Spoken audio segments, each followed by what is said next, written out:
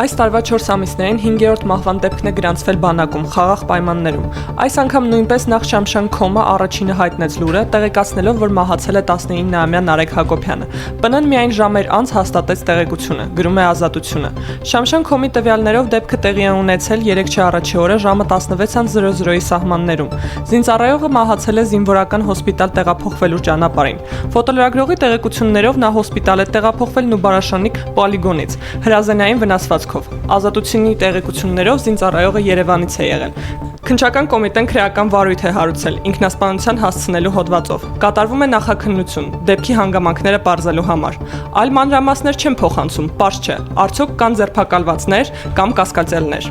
Հելսինկյան քաղաքացիական ասամբլեայի Վանաձորի գրասենյակի իրավապաշտպան Նազելի Մովսիսյանը ասում է. բանակում մահվան դեպքերի մասին իրենց վիճակագրությունը այլ է։ Մեր տվյալներով այս պահի դրությամբ 12 զինծառայողի մահացության դեպք է արձանագրվել 2026 թվականին։ Ասեմ, որ դեպքերի մի մասը հրապարակային չի եղել, այսինքն մենք իմացել ենք դատախազությունից եւ հիմնականում դրանք այն դեպքերն են, որոնք զինվորական ծառայության հետ կապված չեն եղել,